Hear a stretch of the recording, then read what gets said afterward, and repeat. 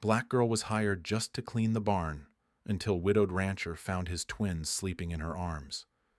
"You'll sleep with the horses and keep your mouth shut," the grizzled foreman spat at the young woman clutching her worn satchel. To the weathered cowboys and townfolk, she was nothing, another drifter meant for backbreaking labor until winter claimed her, or she moved on.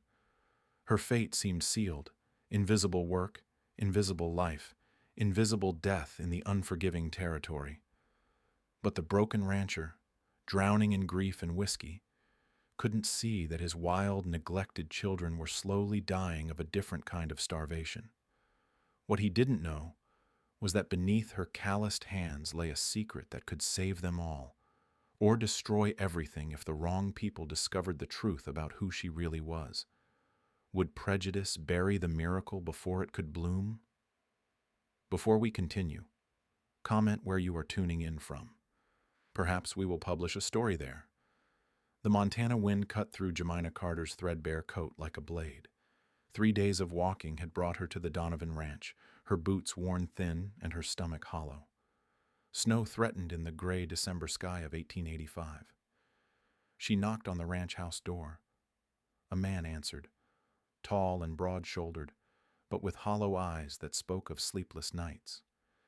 Abe Donovan looked her up and down, taking in her dark skin and desperate expression. "You hear about work?" "Yes, sir." "Anything you got?" Samuel Hargrove, the foreman, appeared behind Abe. His weathered face twisted into a sneer. "Barn needs cleaning, stalls need mucking, pays $2 a week." Jemina's heart sank. $2 wouldn't buy decent food, let alone proper shelter. But winter was closing in fast. "I'll take it." Samuel's cold laugh echoed across the yard. "Sleeps in the barn. Don't expect blankets." The barn reeked of neglect.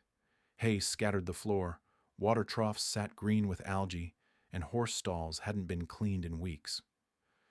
Jemina found a corner near the back, away from the wind that whistled through broken boards. Her first week passed in back-breaking labor.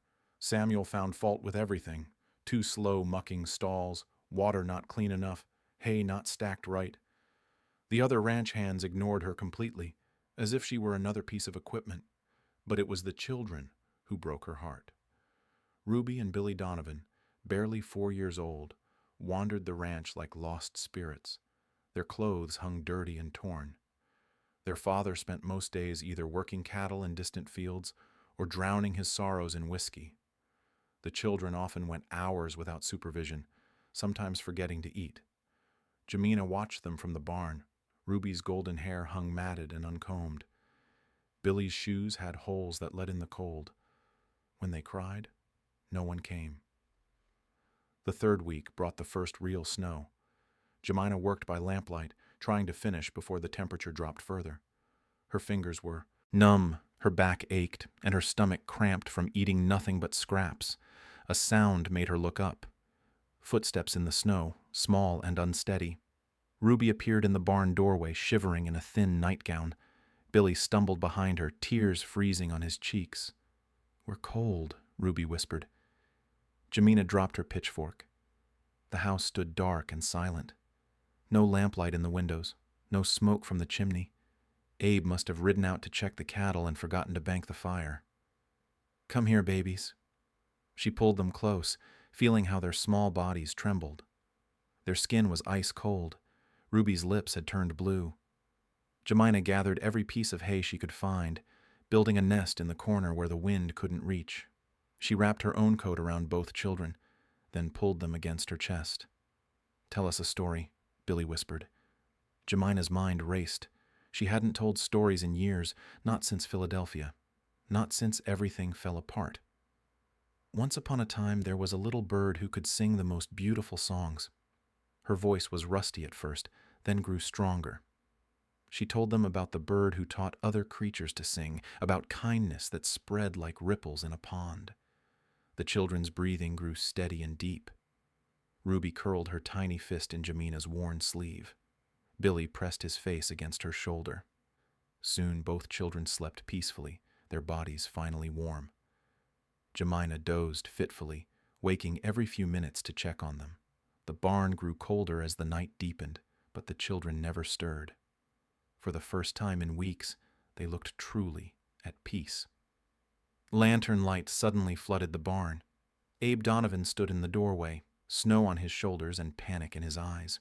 He'd been searching for his children for an hour, calling their names across the frozen ranch. He stopped dead when he saw them. Jamina sat in the hay with Ruby and Billy sleeping in her arms. Her dark hair fell across Ruby's blonde curls. Billy's small hand rested on her chest, rising and falling with her steady breathing. Despite the cold, despite their fear, the children looked completely safe. Abe had never seen them sleep so peacefully. Not since their mother died 2 years ago. Not since everything good in his life had crumbled to dust. He stared at this woman he'd barely noticed, this person Samuel treated like dirt. She'd given her warmth, her comfort, her protection to children who weren't even hers. She'd asked for nothing in return. Something shifted in Abe's chest, a feeling he'd thought died with Sarah. How long have they been here? Few hours. House was cold and dark. Shame flooded through him. He'd ridden out to check the north pasture and lost track of time. Again. The fire had died. Again. His children had wandered into the night looking for warmth because he'd failed them. Again. But this woman, this stranger who owned nothing but the clothes on her back, had saved them without hesitation. I should take them back to the house. Ruby stirred as he reached for her, whimpering softly. Her small hand tightened on Jamina's sleeve, unwilling to let go. Let them sleep a bit longer, Jamina said quietly. They're warm now. Abe knelt in the hay beside them. Up close, he could see the intelligence in Jamina's eyes, the gentleness in how she held his children.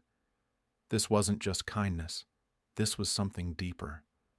Dawn broke gray and cold over the Donovan ranch. Jamina woke to find Ruby and Billy still curled against her, their breathing soft and even. Abe sat nearby in the hay, his back against a post. He'd stayed the entire night, watching over them all. Morning, he said quietly. Jamina shifted carefully, not wanting to wake the children. Morning, Mr. Donovan. Just Abe. She nodded, unsure what to make of this change. The man who'd barely spoken to her in 3 weeks was looking at her differently now, like she was a person, not just hired help. Ruby stirred first, blinking up at Jamina with sleepy blue eyes. Are you an angel? No, baby, just Jem. Billy sat up, rubbing his eyes. I'm hungry. Abe stood stiffly. Let's get you both some breakfast. The house felt warmer with the fire crackling again. Abe cooked eggs and bacon while Jamina helped the children wash their faces. She noticed how thin they were, how their clothes hung loose on small frames. Sit with us, Abe said when the food was ready. Jamina hesitated. Samuel would have something to say about hired help eating at the main table, but the children were already pulling her toward a chair. The eggs tasted better than anything she'd eaten in months. Real food, not scraps begged from the cook. The children chattered between bites, telling her about their dreams and asking questions about everything. After breakfast, Abe headed out to work cattle. The children followed Jamina back to the barn, refusing to leave her side. She had stalls to muck and troughs to scrub, but they made the work lighter somehow. What's that? Ruby pointed to letters scratched in the dirt where Jamina had been practicing her penmanship the night before. Nothing important, but Billy was already tracing the letters with his finger. It looks like Mama's writing. Jamina's hand stilled on her pitchfork. She'd been careless, letting old habits surface when she thought no one was watching. Can you read? Ruby asked. The question hung in the air. Jamina looked around the barn, making sure Samuel wasn't lurking nearby. The children watched her with bright, curious eyes. A little. Mama was teaching us letters before she went to heaven. Papa doesn't remember. Jamina knelt in the dirt beside them. With her finger, she traced a simple letter A in the soft earth. This is A, like angel. Ruby clapped her hands. I remember. Within minutes, both children were tracing letters beside her. B for Billy, R for Ruby. Their small faces lit up with joy at each new shape they mastered. What sound does this make? Billy pointed to the letter C. Without thinking, Jemina fell into the rhythm she'd known so well in Philadelphia. Patient explanation, gentle correction, building each lesson on the last. C says coo, like cat. They spent an hour in the dirt, tracing letters and sounding out simple words. The children absorbed everything like dry ground soaking up rain. Their hunger for learning was as real as their hunger for food. Samuel's voice cut through their laughter like a whip crack. What's going on here? Jemina scrambled to her feet, quickly scuffing out the letters with her boot. But the damage was done. Samuel had seen enough. Just playing, she said quickly. His eyes narrowed. Playing looks a lot like teaching from where I stand. We were learning letters, Ruby piped up proudly. Jem knows them all. Samuel's face darkened. Get back to work and keep your learning to yourself. The children reluctantly headed to the house for their midday meal. Samuel waited until they were gone before stepping closer to Jemina. Don't get ideas above your station. You're here to clean, nothing else. Jemina nodded, but something had awakened in her chest. The same feeling she'd had in her Philadelphia classroom when a struggling student finally grasped a difficult concept. Purpose. Joy. The knowledge that she was meant for more than mucking stalls. That evening, Abe found her in the barn after the children were asleep. She was practicing letters in the dirt again, unable to stop herself. Samuel says you were teaching them today. Jemina's heart sank. I'm sorry. It won't happen again. Why not? She looked up, surprised by the question. Abe sat in the hay beside her. They haven't been that excited about anything since their mother died. Where did you learn to teach like that? The truth burned in her throat. 3 years of hiding, of pretending to be less than she was, of accepting scraps when she'd once commanded respect. I had some schooling back east. How much schooling? She met his eyes, seeing genuine curiosity instead of suspicion. I was a teacher, in Philadelphia, before I came west. The words hung between them like a bridge neither was sure they should cross.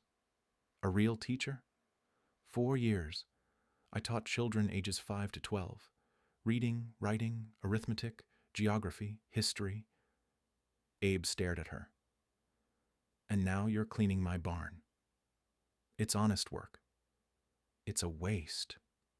He stood and paced to the barn door, looking out at the dark house where his children slept. They need proper schooling. The nearest teacher is 40 miles away in Helena. I can't send them there, not yet. Mr. Donovan, I understand what you're thinking, but Samuel made it clear that I should stick to cleaning. Samuel doesn't make decisions about my children. Abe turned back to her, his expression fierce with sudden determination. How much would a real teacher make? In Philadelphia? $20 a month, plus room and board. Then that's what you'll make here. Officially, you're still the hired help, but mornings and evenings, you teach my children everything you can. The barn loft became a secret world. Jemina cleared out old hay bales and created makeshift desks from wooden crates. She fashioned a blackboard from a piece of smooth wood painted with lamp black. Every morning before dawn, she climbed the ladder to prepare lessons. Ruby and Billy arrived with the sunrise, eyes bright with anticipation. What had started as tracing letters in dirt became proper education. Jemina taught them to hold pencils correctly, to form neat rows of letters, to sound out words one syllable at a time. Cat, hat, bat. Ruby's voice rang with pride as she read her first complete words. Billy preferred numbers. He lined up stones to learn addition, his small fingers counting carefully. 3 plus 2 makes 5. The children transformed before Jemina's eyes. Their vocabulary expanded daily. They asked questions about everything. Why the sky was blue, where snow came from, how far away the mountains were. Each answer led to 10 more questions. Jemina created geography lessons using maps drawn on brown paper. She showed them where they lived in Montana Territory, traced the path of rivers, explained how mountains formed over centuries. The children absorbed it all with wonder. Tell us about Philadelphia, Billy begged during one afternoon lesson. Jemima's throat tightened. It's a big city. Lots of people. Tall buildings, busy streets. Why did you leave? Ruby asked with the innocent directness of childhood. Sometimes grown-ups have to make hard choices. She didn't tell them about the school board meeting where angry parents demanded her removal. Didn't mention the threats, the broken windows, the night she fled with only a carpet bag. Some truths were too heavy for young shoulders. Instead, she told them about her favorite student, a girl who couldn't read until she turned 8. Everyone said she was slow, but she just needed someone to believe in her. By Christmas, she was reading chapter books. Like us, Ruby clapped her hands. Better than us. You two are the smartest students I've ever taught. The praise wasn't empty flattery. Both children showed remarkable aptitude. They memorized poems after hearing them twice. They solved arithmetic problems that challenged students twice their age. Their hunger for knowledge reminded Jemima why she'd become a teacher in the first place. Abe began joining their evening sessions. He sat in the corner, officially supervising but actually learning alongside his children. His own education had ended at age 12 when his father died, and he'd taken over ranch work. What's this word? He asked one evening, pointing to a line in Billy's reader.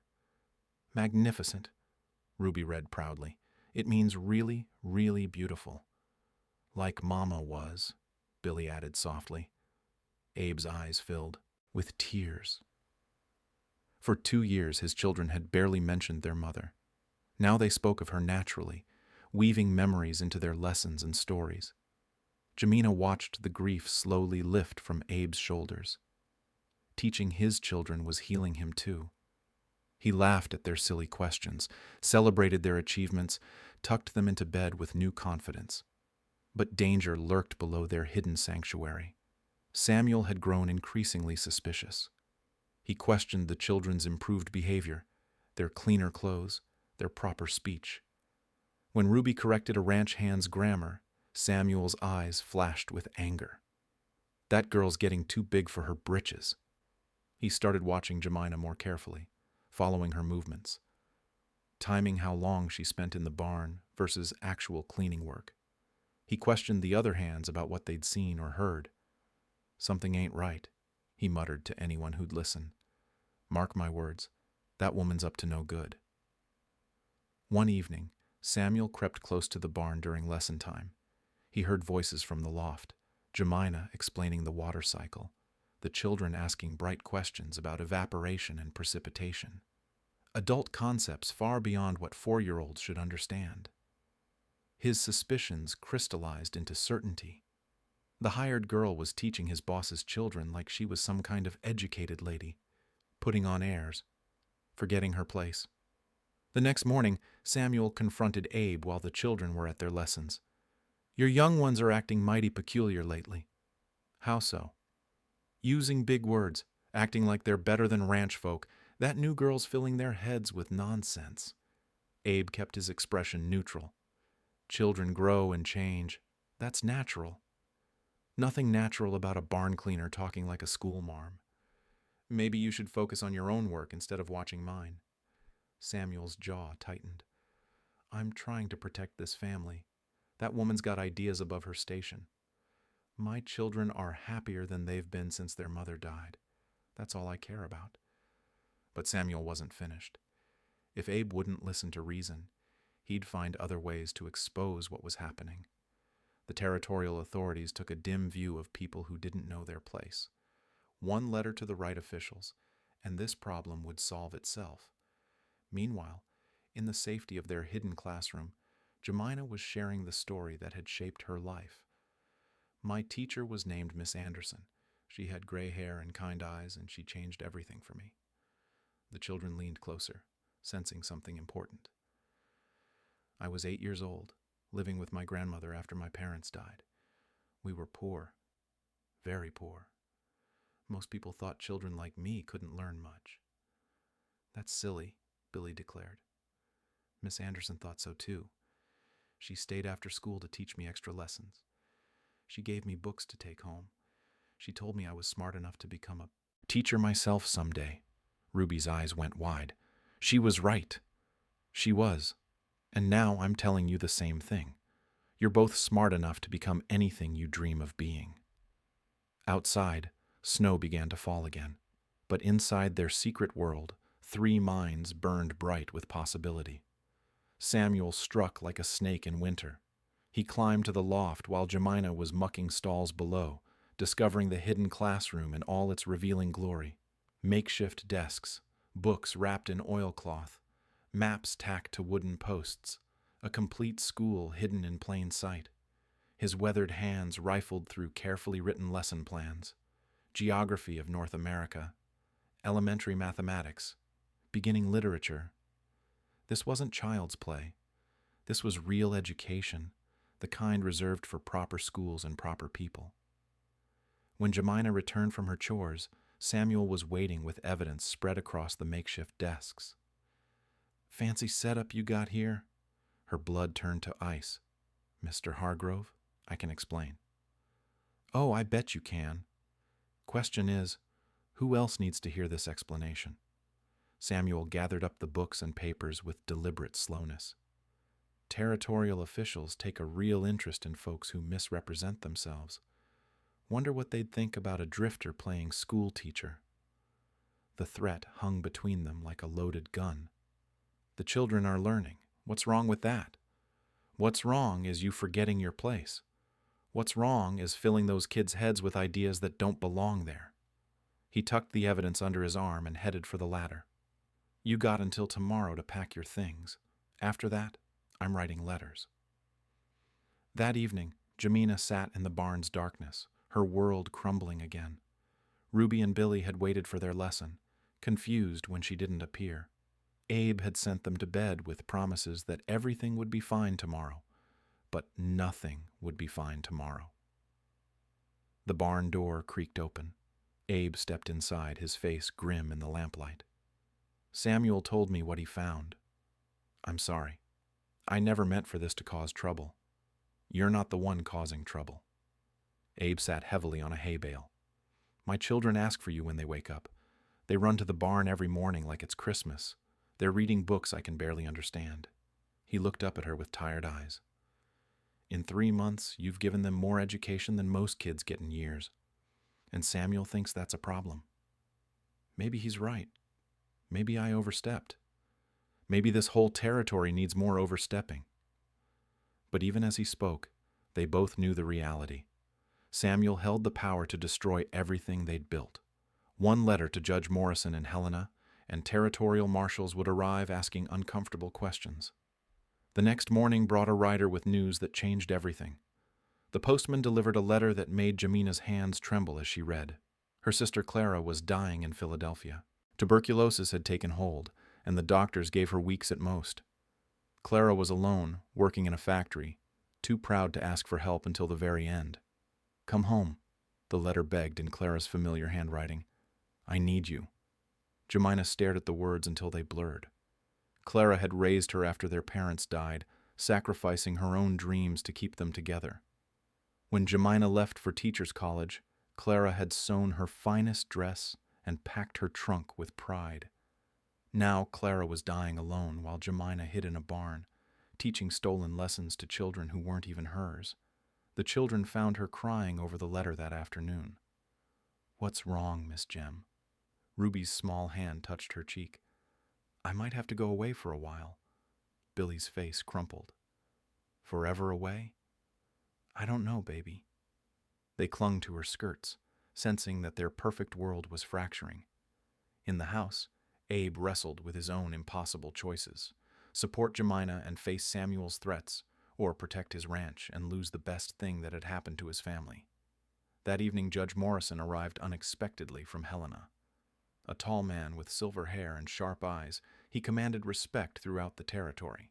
Samuel had summoned him with carefully worded concerns about irregularities at the Donovan Ranch. "I'm here about reports of unusual activity," the judge announced at dinner. Ruby and Billy sat straighter in their chairs, using the proper posture Jemina had taught them. Their table manners were impeccable, their speech clear and articulate. "What kind of activity?" Abe asked carefully. "Educational activity involving unqualified individuals." Samuel smirked from his seat, Told you this would catch up with everyone. Judge Morrison studied the children with professional interest. As territorial supervisor of education, he'd seen hundreds of frontier children. Most were half-wild, barely literate, raised more by circumstance than design.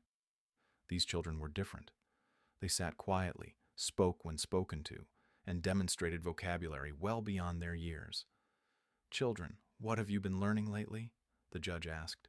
"We learned about the water cycle," Billy said proudly. "Water evaporates from oceans and becomes clouds. Then it precipitates as rain or snow," Ruby added. "The water returns to rivers and starts over again." Judge Morrison's eyebrows rose. These concepts belonged in advanced elementary curricula, not frontier ranch houses. "Who taught you these things?" The children looked at each other, then at their father. They understood that grown-up tensions surrounded their beloved Miss Jem, but not why. "Our teacher," Ruby said simply. "What teacher?" "Miss Jem. She's the smartest person in the whole world." Outside, snow began falling harder. In Philadelphia, Clara was dying. In the barn, Jemina packed her few belongings with shaking hands, knowing that tomorrow would bring the end of everything. Samuel watched from the shadows, satisfied that justice was finally being served. Some people needed reminding about their proper place in the world. But Judge Morrison was asking more questions, and the children's answers were becoming increasingly impressive. Something wasn't adding up in his mind, and 30 years of territorial service had taught him to trust his instincts. Judge Morrison demanded to meet this remarkable teacher immediately. Samuel's confidence wavered as he led the group toward the barn, realizing his plan might be backfiring. He'd expected the judge to be outraged by the impropriety, not intrigued by the results. They found Jemina in the loft, packing her books into a worn carpet bag. She descended the ladder slowly, knowing her fate was sealed. The children ran to her side despite their father's attempts to hold them back. "You're the teacher?" Judge Morrison asked. "I was cleaning the barn. The children were curious about letters." Samuel stepped forward eagerly. "She's been putting on airs, pretending to be educated when she's just hired help." "Pretending?" The judge studied Jemina carefully. "What's your background?" Jemina's throat felt dry as dust. "I had some schooling back east." "What kind of schooling?" The moment stretched like a held breath. Everyone in the barn waited for her answer. Samuel grinned, certain she'd be exposed as a fraud. Abe watched with desperate hope. The children pressed closer, sensing their beloved teacher was in danger. "I graduated from Philadelphia Normal School in 1881. I taught at Bethel Elementary for 4 years before coming west." Judge Morrison's expression shifted completely. Philadelphia Normal School was one of the finest teaching colleges in America. Their graduates were highly sought after, trained in the most advanced educational methods. Samuel's jaw dropped. "That's impossible." "Why?" the judge asked sharply.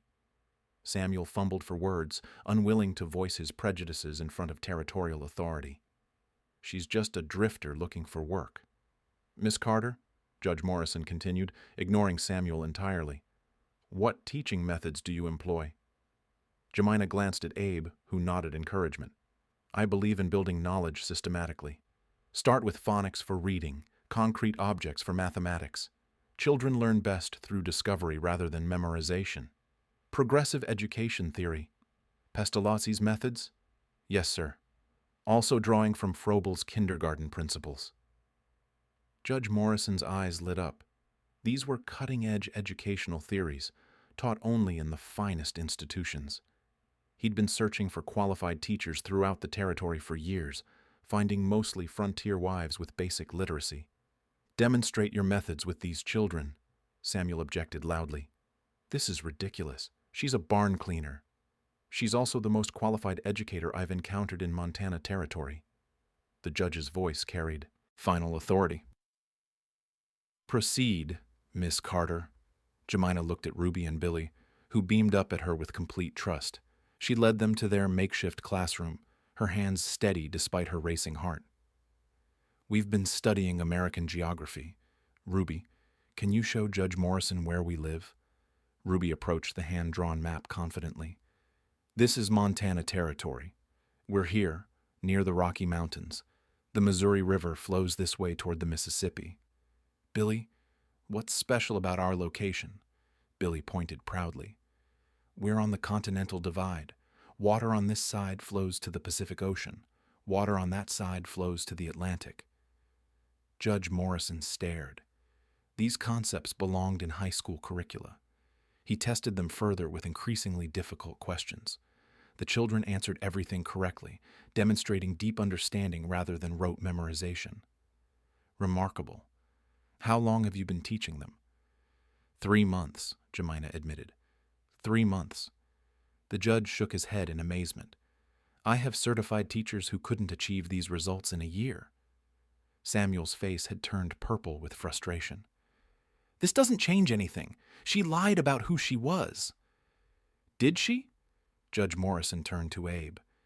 Did Miss Carter ever claim to be anything other than what she is? She asked for work.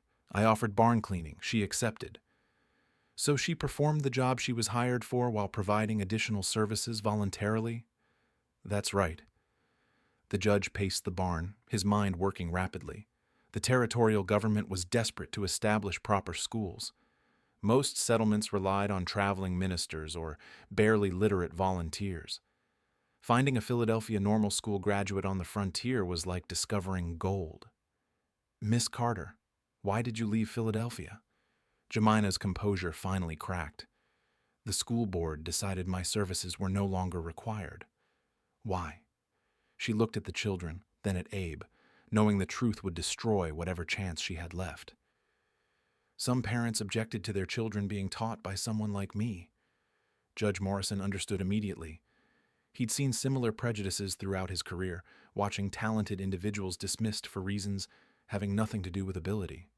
Their loss is our gain. He turned to address everyone in the barn.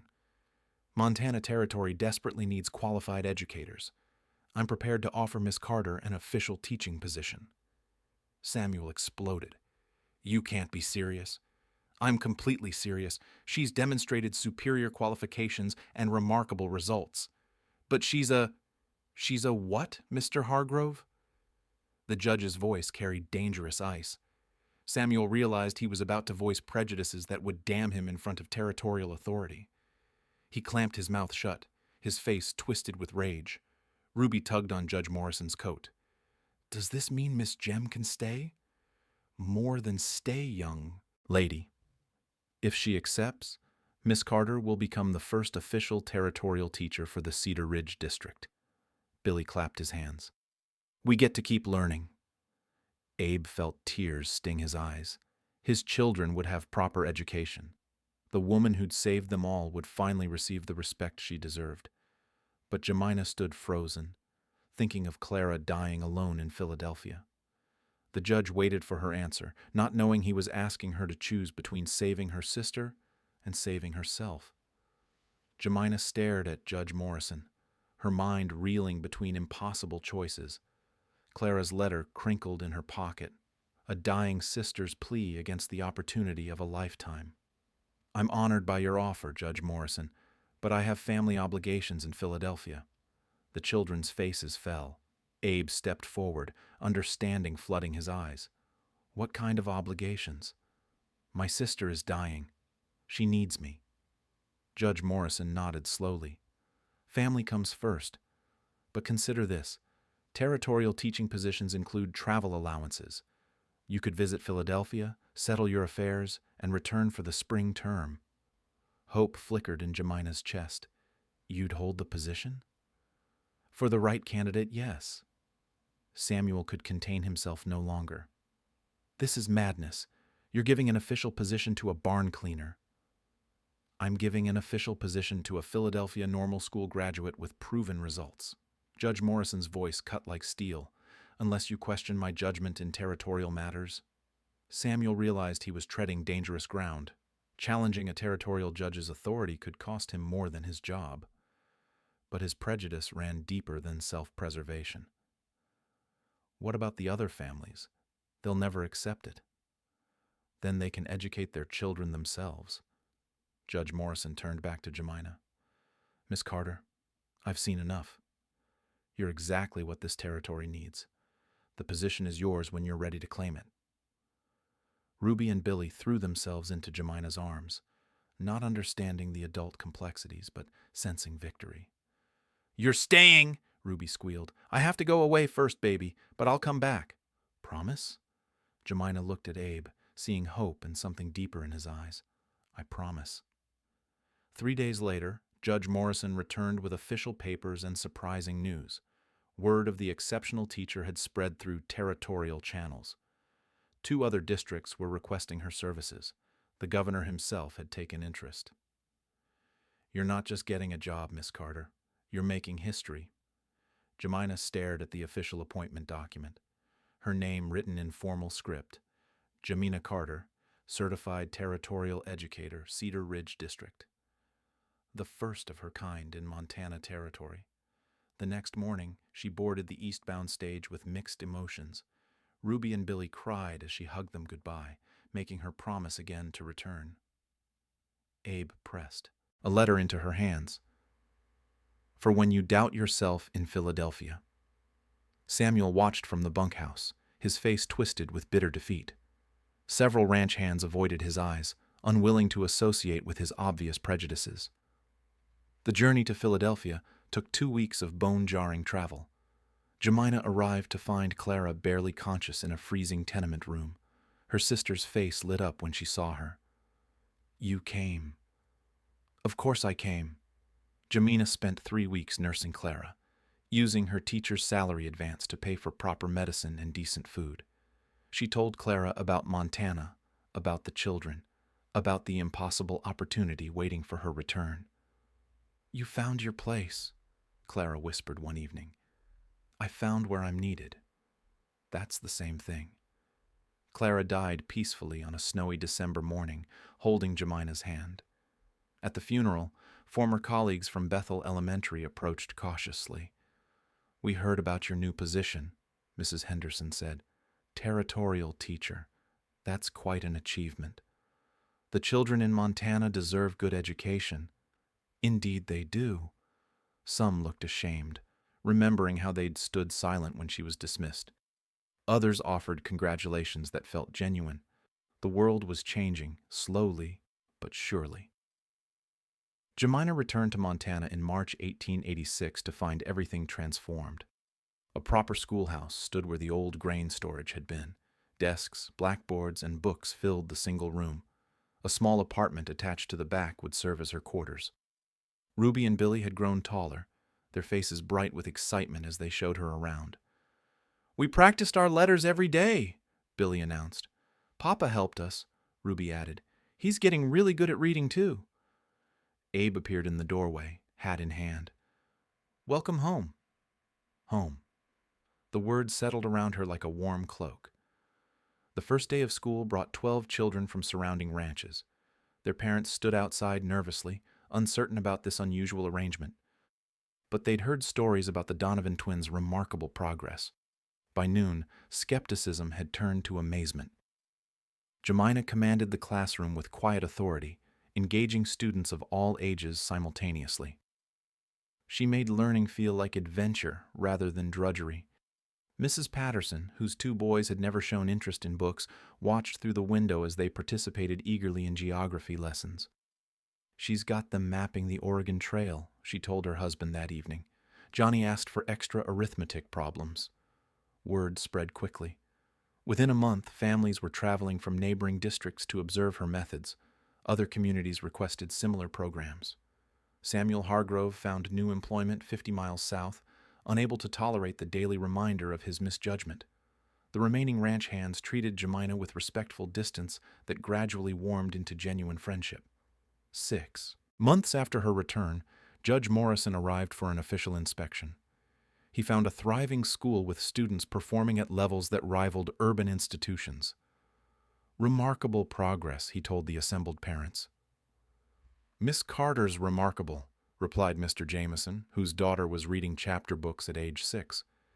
That evening, Abe found Jemima on the schoolhouse steps, watching the sunset paint the mountains purple and gold.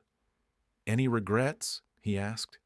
She thought of Clara's peaceful death, of Philadelphia's closed doors, of all the circuitous paths that had led her here? None. The first stars appeared as Ruby and Billy ran across the yard, their laughter echoing off the mountains. They'd found their teacher, their father had found peace, and a community had found its future. In the distance, the school bell stood ready for tomorrow's lessons.